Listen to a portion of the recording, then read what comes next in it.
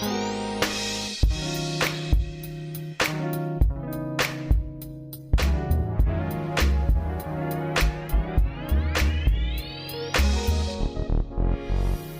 everyone. On this edition of Scouting for Growth, I will be joined by Gary Garth, an experienced entrepreneur and the author of the 0 to 100 million sales blueprint, a book targeted to the entrepreneur that wants to scale his or her business with a replicable, reusable, and scalable sales methodology. Gary is a serial entrepreneur with 6 exits, the founder and CEO of Great Dane Ventures, Elev8 Media, and Accelerator platform. Gary is Danish and today lives in Medellín, Colombia, which invited him to scale his latest business there. And I cannot wait to visit Gary someday soon. As mentioned, Gary wrote the playbook, the 0 to 100 million sales blueprint, endorsed by Ben Tyson, Google's global head of sales enablement, and Maurizio Orentis, Microsoft's director of partner development.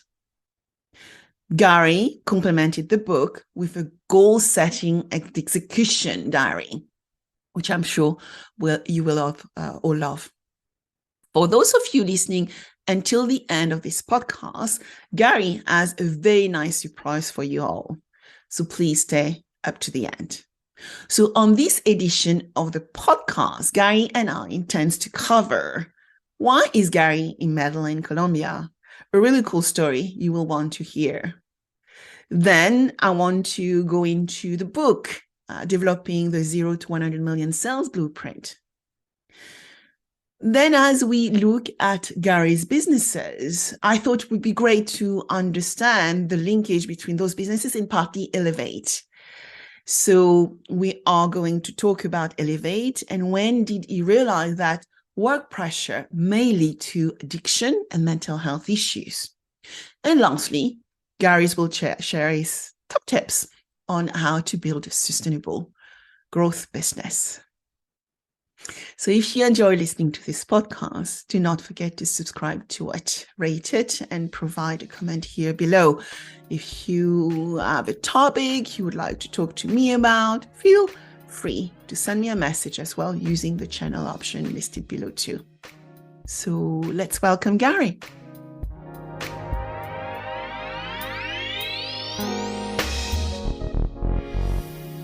Hi, Gary. Welcome to Scouting for Growth.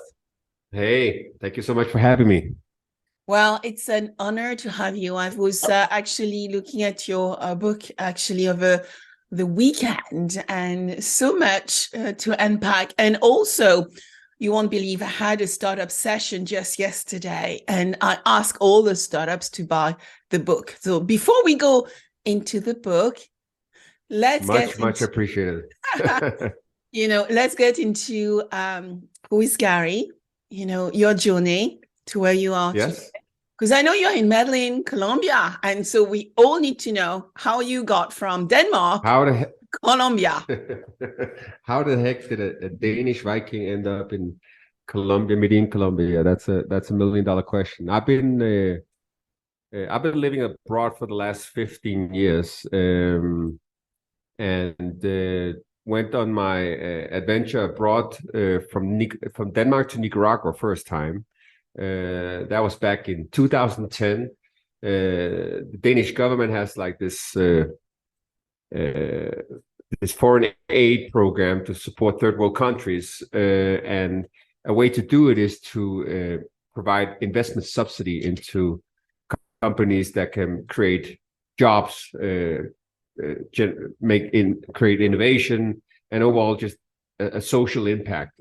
So if you are quote unquote successful in Denmark back then, and you had a company at a certain size, years of establishment, certain levels of revenue, and you worked in select industries, you could apply for upwards, I think it was $1 million in investment subsidy. Back in 2010, this friend acquaintance who was a consultant for the Danish government, he said, Gary, you're very good at sales and marketing. Have you ever considered taking your skill set across the Atlantic and go to Nicaragua and target the United States?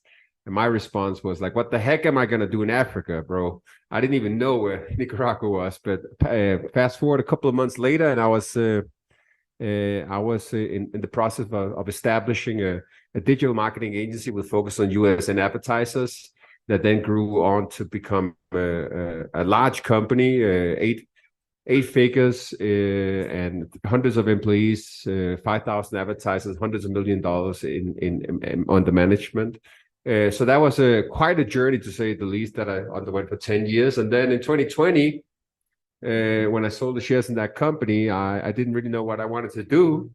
I had a sabbatical year where I traveled all around the world and tried everything from plant medicine to just trying to figure out what I wanted to be when I grew up, right? I wanted to do something different. I wanted to make an impact. I wanted a larger impact, let me put it that way. I wanted to leave my footprint in another fashion. And Colombia had always been on my mind. When I was operating in Miami, this organization called Pro Colombia solicited me at my offices in Miami and said, Gary, this is very good at this impressive, this company. At that point, we were nominated for fastest growing company 4 years in a row. So then you're on a lot of people's radar. So they said, like, why don't you come to Medellín? Medellín has this vision of becoming the Silicon Valley of Latin America. They still have.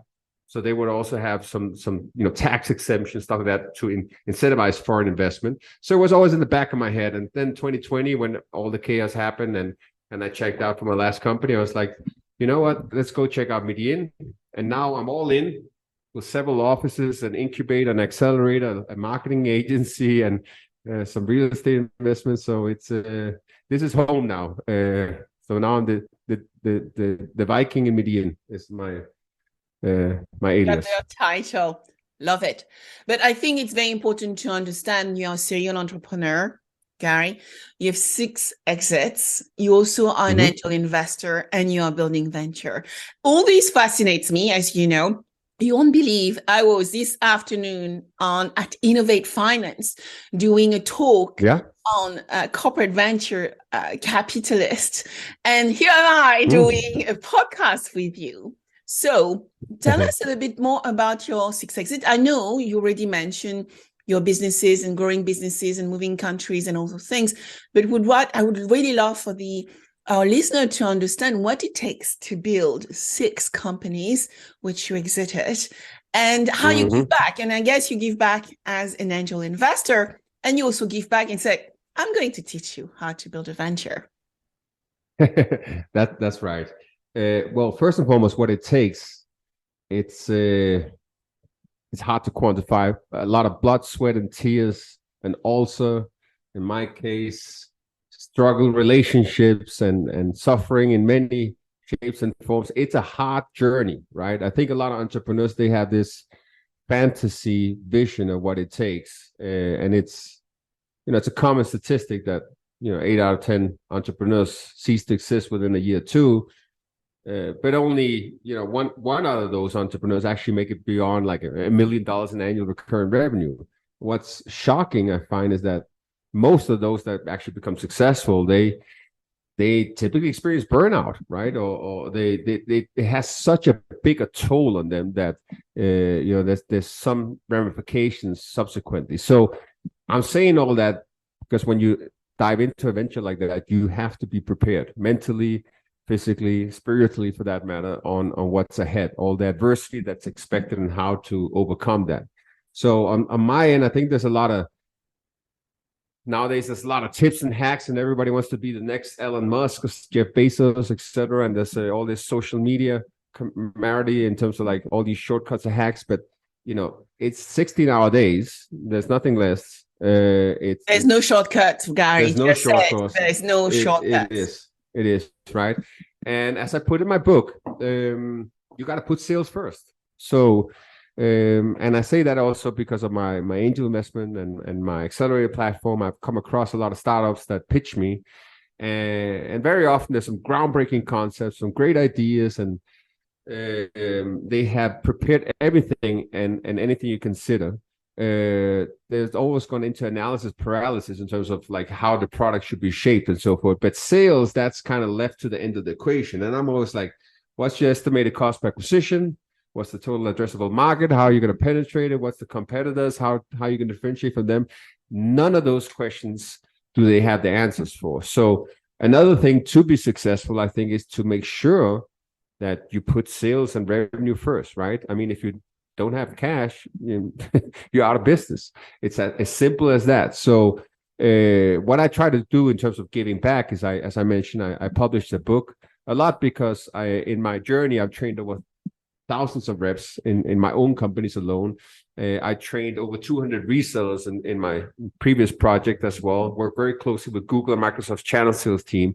So I kind of see what patterns, what works, what doesn't work, and what does it take to enable folks to sell and create a true revenue machine.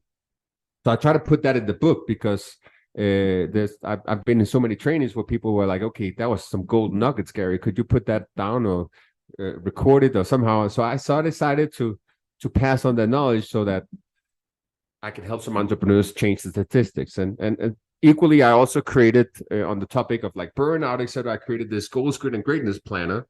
Basically a planner where it's focused on gratitude and focusing on other details than just life achievement. It has everything from goal setting and habit building and all the tips and tricks that I've learned over the years and accumulated from other great very smart people. I've just put it into my own framework because it worked for me to avoid burnout and give me that extra push to pursue when needed, when adversity was at its highest, if that makes sense. Yeah, can't wait receiving mine. And you know what? I promise, Gary, as I get mine, I will share with you my journey and my learnings. But the key thing, please, about the book, right? The book, the 0 to 100 million sales blueprint, has been actually warranted, has been signed off by a number of executives from the biggest companies, such as Microsoft, I understand, Google, amongst others.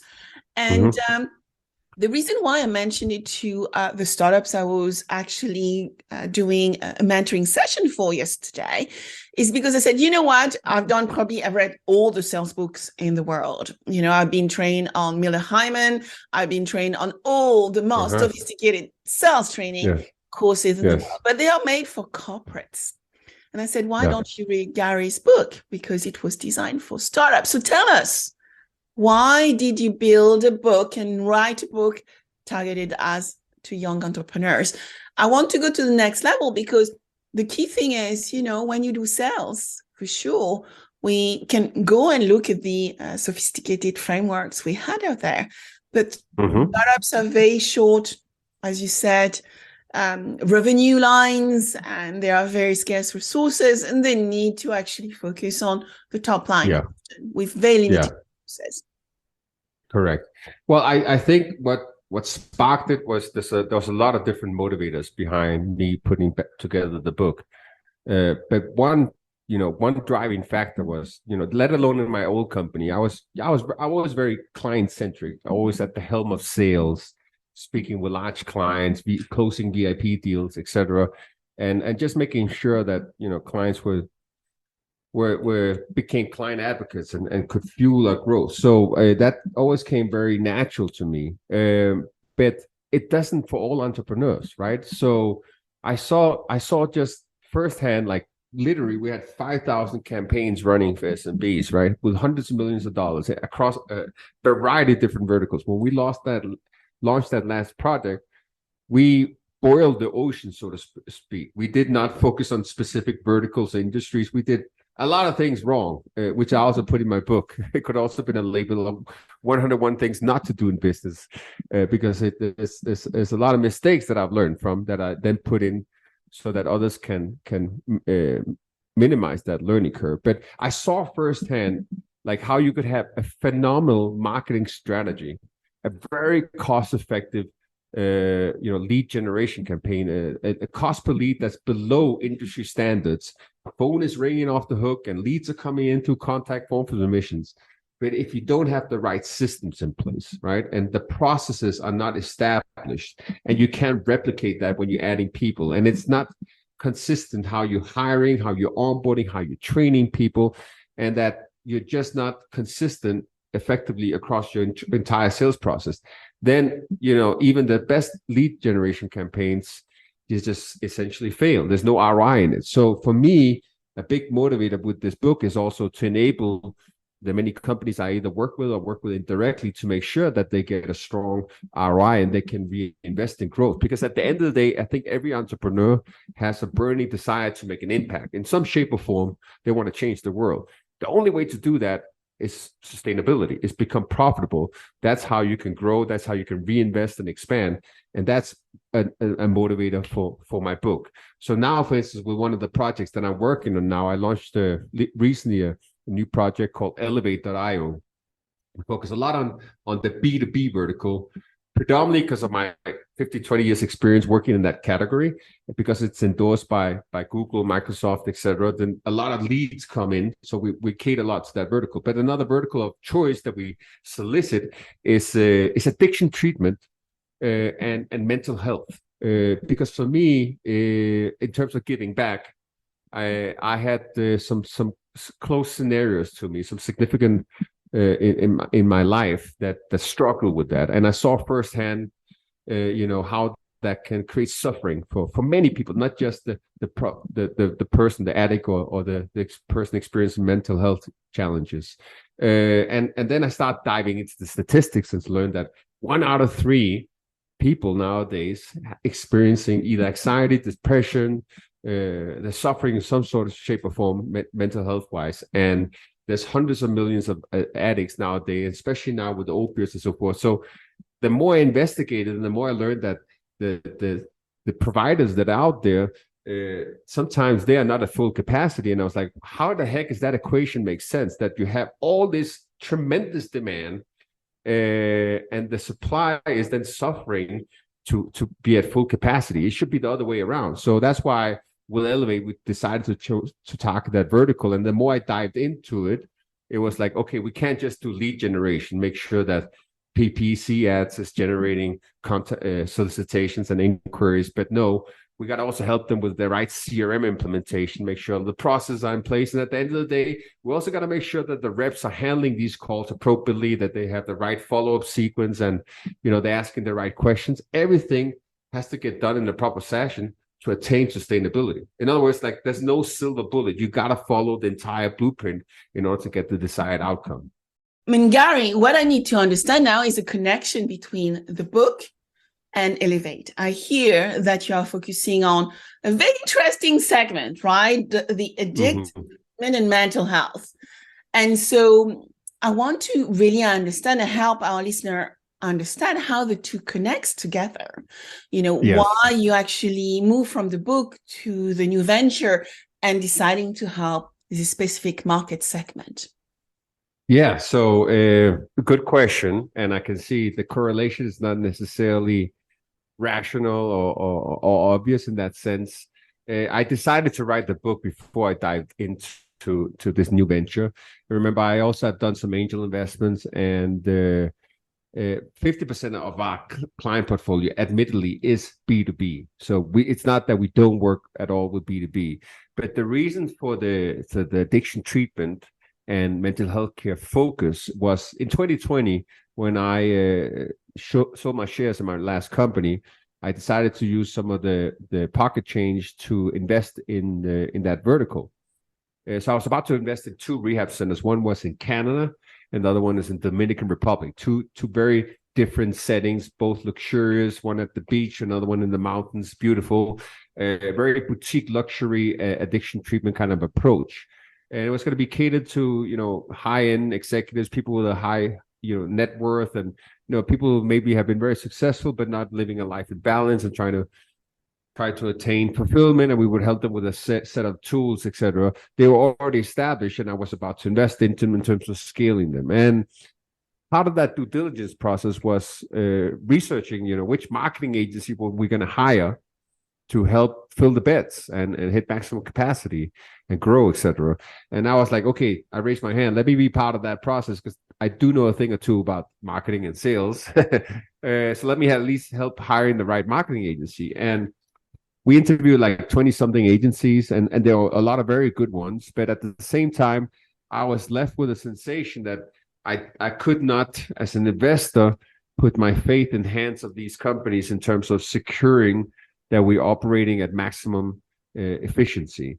It was because the narrative was very much, we're going to do some SEO and some PPC and all these conventional marketing tactics that our business owners are pitched right and left every single day. And I like, with all due respect, I ran an agency, we managed 300 million. So I kind of know how that works, but you can't give me promises and what the cost per lead per lead, what's my cost per acquisition. As an investor, I need to know those numbers.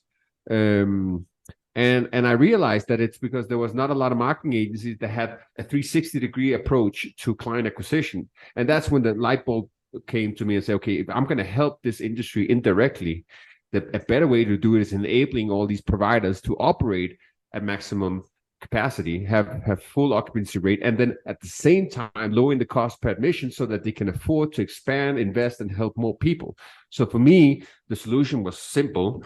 Because I've done it for so many years, it was okay. We're gonna crank up the marketing efforts. We're gonna make sure the lead generation campaigns are as effective as possible. But at the same time, we're gonna install either new systems. So I call it tech enablement. Install a new CRM, optimize the current CRM if it's in place, make sure that it's aligned with the right processes. If there's no process in place, let's make sure we establish them. If they're not measuring, like in my book, I have like the 20 sales metrics that every organization should be monitoring religiously in terms of optimizing for revenue. If those are not in place and they're not aligned with the technology, well, let's get our hands dirty and get to work and get all that in place so that the leads don't fall through the cracks. And then the last element was, as I mentioned, well, what good is that if the sales reps who's managing these inquiries don't know how to handle the conversations effectively? If they're not asking the right questions, and they don't follow up the right way, and overall they're not securing that they're solving as many people's problems as possible, then it's not working. So for me, it was that 360 degrees. We had to have both the lead generation, the marketing, we had to have the technology, the CRM, and lastly, we had to have a sales enablement. So that's kind of the focus, and that's how that ties up with the book. So very often companies come to me and say, hey, can we hire you for sales training? Can you come and help us create a sales process? But we end up installing HubSpot or Salesforce and configuring the system and also running the PPC campaign. So it's kind of where the needs are. And the best way to do that, I tell every company, is like, the best way to start is to, again, identify all the sales and marketing metrics that you should be monitoring, because the best way to see how you can improve is first and foremost understanding what are you currently doing. Like I get it all the time. People are asking me, Gary, how can I grow my sales in 2023? Like, what's the best thing? What's the number one thing? What's the number one tip I can do to scale revenue? So I can't really tell you that because I don't know what you're doing right, what you're not doing at all, what you can be doing better. The best way to do that is establishing those metrics and KPIs and then optimizing when you're benchmarking versus industry standards. Then you know what can be improved with just the right effort and the right resource allocation. But I see, Gary, it's an interesting question, because when I look at the young ventures I see out there and I work with, when you have 3 or 5 people team and, a lot of things are outsourced and, mostly which is the outsource is your legal and your accounting and so on and so forth. How can you actually deliver for effective sales when you have actually a very scarce and very small team? Well, you need to have one sales dude on your team. That's non-negotiable. Like I put in my chapter 14 in my book, outsource and delegate, right? But never the heavy lifting when it comes to sales. Like there's certain like lead enrichment tasks, right? You can even do some sales development work for that sense. There's graphic design supportive as for the marketing and sales enablement collateral that you can outsource or tasks like that. But the sales management, the account executives who's talking with the customers, who's enabling them for success, the customer success team, those guys have to be, champions within the organization. That's non-negotiable. So the key is to try to find that one good guy when you're a startup, right? That's all the right qualities, the right attributes, and the right mindset that you can build upon.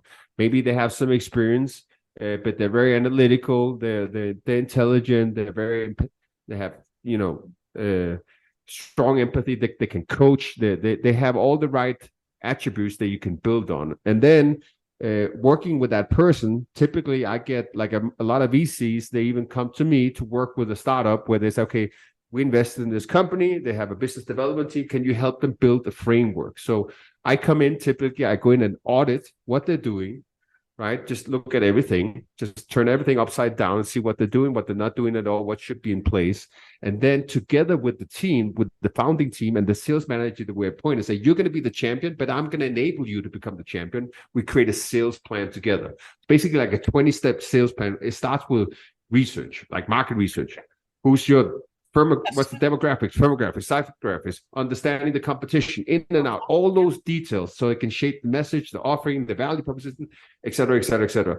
And then we start building out that entire sales plan all the way out to like everything from call scripts to rebuttals to email library, everything you can factor in. So if you're adding a new salesperson to the equation, there's a playbook. It's like, here's a manual, follow it. We're not leaving things up for guesswork or circumstances that are outside our control. It's like, follow these steps and you will get at least within this range of outcome, right? That's scalable. That's something that's predictable, programmatic to some extent. If you just find the right people and add it to the equation, you can start growing revenue. What do you think is the biggest problem we are facing today? I mean, look at all those changing drivers around digitization, Gen Z working for companies, but not belonging to companies. And, how do you actually make sense of all this when you're actually trying to scale a business? Well, on the topic of Gen Z, I get that a lot, right? I talk with founders or company executives, and they're like struggling because they can't scale a sales team. They have a high level of attrition, and they're like, this goddamn Gen Z, they come in, they're so entitled, they want to be sales managers after 2 months. God forbid they hit the sales quota. That's why I'm asking. Right? Yeah. But my point is, like, embrace it. Like, our team is, many of them are Gen Z, right? For me, I know, it's just like, what moves them, what drives them, right? It's flexibility. They want to rule the world. They want to be a digital nomad. They want to have flexibility. They also have high expectations of what they can get. So from the minute I come in, I give them a planner. I said, what's your goals? Let's try to align them with my goals. Let's try to create a plan for that. How does the next 12, 24 months look like? What sacrifices can you make? Now I can help you for you to attain your goals.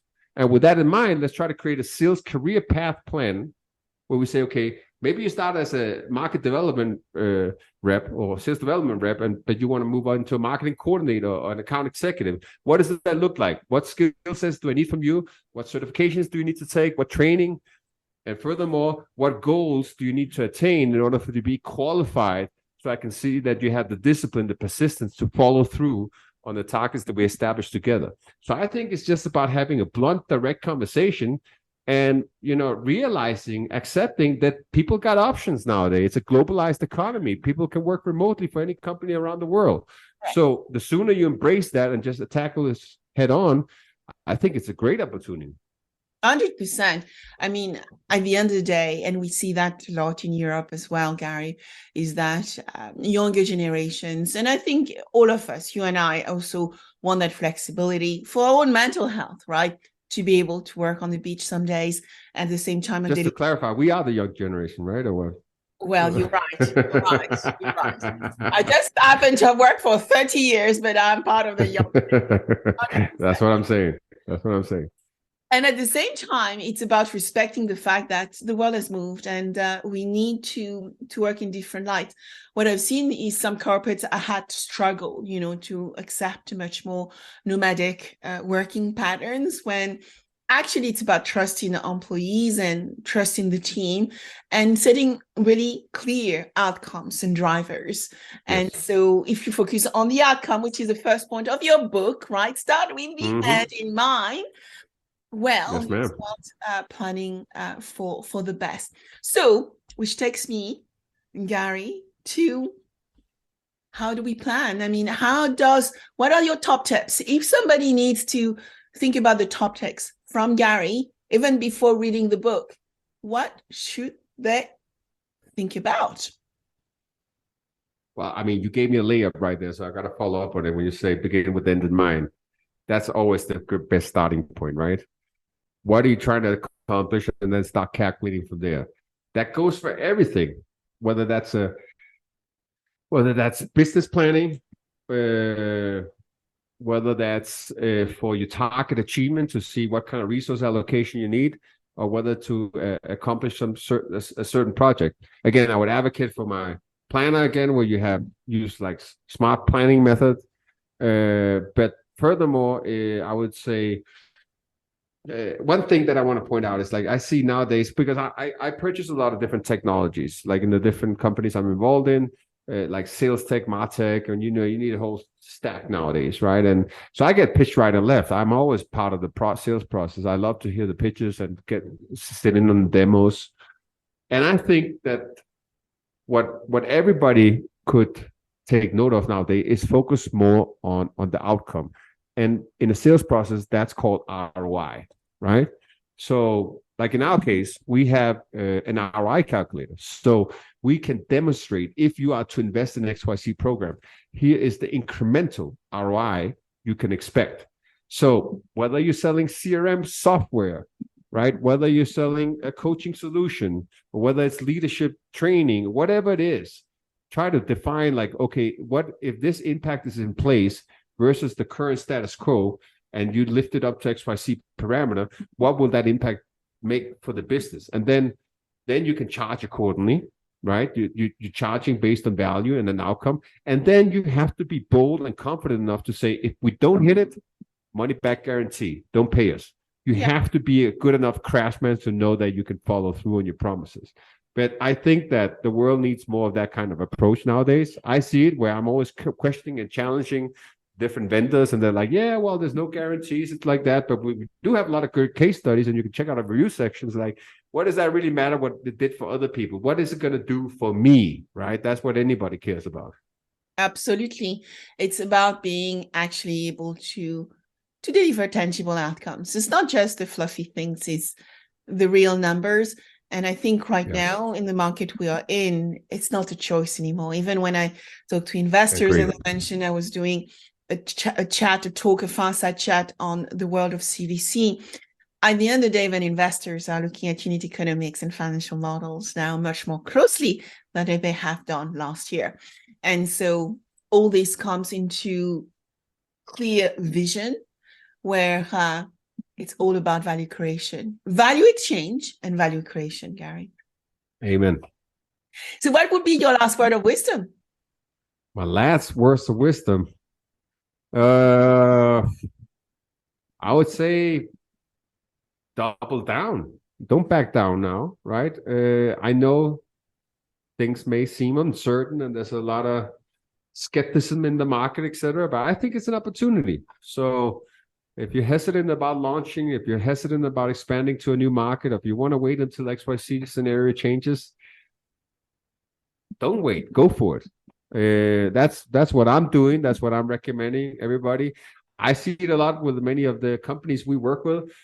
Their budgets maybe are stagnant. They're not reinvesting, even though there's increasing demand. But I also see everybody who's taking a leap of faith that it's given them the desired outcome.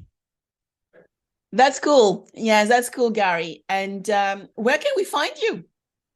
Yes, go to my website, Gary Garth, GaryGarth.com. There's all my social media links, etc. You can also find my book there. And with your permission, as we have talked about, I would love to give every single listener a free book. So if everybody who's listening in, everybody wants to learn about scaling sales, they can pick up this bad boy, 420 pages, end-to-end sales blueprint. Go to my page, find the book section, and once you're in the checkout process, it's listed at $30 for a paperback copy. You type in the coupon code Scouting for Growth, all in one word, all small letters, and then you get the price reduced from $30 to $0. All I expect is some feedback, good, bad, ugly. Just hit me up. I will personally reply, and I hope to hear a lot of success stories as the recommendations that once they applied that they've given a positive outcome. Thank you. That's so kind. That's so generous. I'm very, very grateful that you are able to offer the deal to our listener. So thank you, Gary. I'm sure there will be a lot of takers. I've scouted 50,000 startups, so be careful about what you're asking for. I've scouted 50,000 startups. I probably have accelerated over 150. And if you follow me, okay, big follower group. But let's make sure it's probably to the first few who actually hit you with a request and hopefully can share with you their success around improving their sales process. So thank you very much for your time. Really grateful so much for having me for this lesson. Likewise. And I cannot wait to see what we can create together. Amen. Thank you, Gary. Thank you. Next time. Until next time, yes.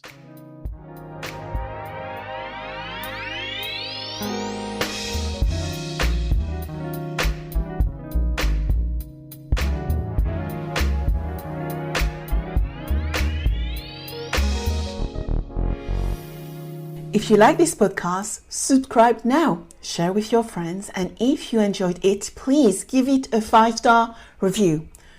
Also, if you want to cover any specific subject with me, contact me on Instagram under Sabine VdL Officials or LinkedIn under Sabine VdL.